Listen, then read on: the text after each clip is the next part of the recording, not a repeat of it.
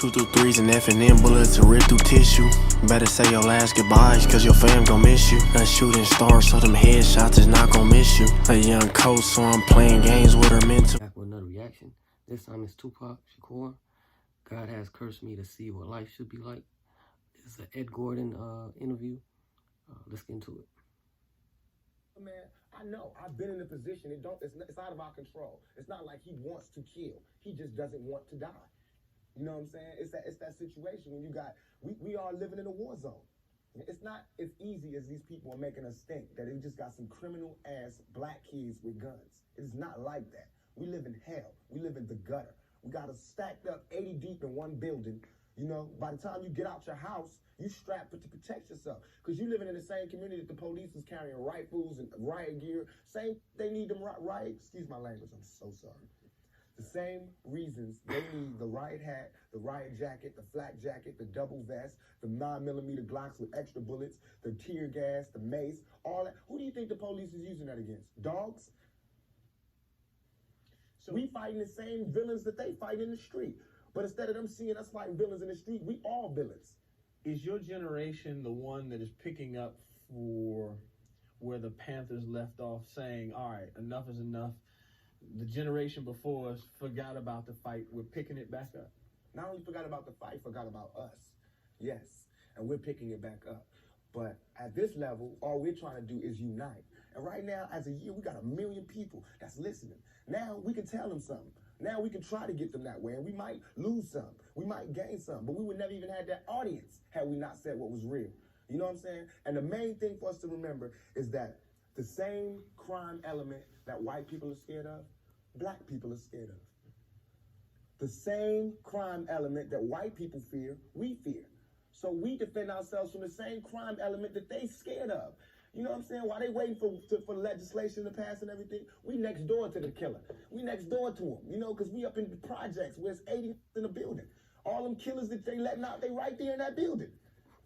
But it's better, just because we black, we get along with the killers or something? We get along with the rapists because we black and we from the same hood? What is that? We need protection too.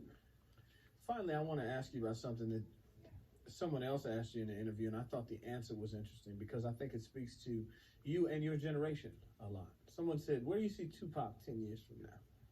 You said, hey, I just want to be alive. That's real for you. That's so real. I made a metamorphosis. I'm a new person today because I used to strongly and honestly, I feel like I could represent my generation so much because I honestly did not care whether I lived or died. But now I cannot die with people thinking I'm a rapist or a criminal. I can't leave until this is straight. You know, I'm not suicidal. I can't go until y'all really know what time it is. And then after that, boom, it's all over. And we can see, you know, how this shit fall. But that's how it is. And the reason being is because if I can't live free, if I can't live with the same respect as the next man, I don't want to be here. Because God has cursed me to see what life should be like. If God wanted me to be this person and be happy here, he wouldn't let me feel so oppressed. He wouldn't let me feel so trampled on. You know what I'm saying? He wouldn't let me think the things I think. So I feel like I'm doing God's work. You know what I'm saying? Just because I don't have nothing to pass around for people to put money in the bucket don't mean I ain't doing God's work. I feel like I'm doing God's work. You know what I'm saying? Because these ghetto kids ain't God's children. And I don't see no missionaries coming through there. You know what I'm saying? So I'm doing God's work. While Reverend Jackson do his up in the middle class and he go to the White House and have dinner and pray over the president, I'm up in the hood, you know what I'm saying, doing my work with my folks. And just because I don't live there don't mean I don't go there. I got to go there because I can't hang nowhere else. That was Tupac's Ed Gordon interview. Very, very deep interview. And remind you, this is a 24-year-old artist. Died at 25. And if you could think about when you was 24, 25, what you was thinking about, most of these topics wasn't even on your radar or on your mind. So he was very, very different from a lot of artists. That's why you can't compare artists with him, because he was totally on a different level, different dynamic, different level, different upbringing. He saw a future for himself, got cut down short, but all around GOAT, greatest of all time to me. Like, comment. 2 through 3s and F&M bullets to rip through tissue.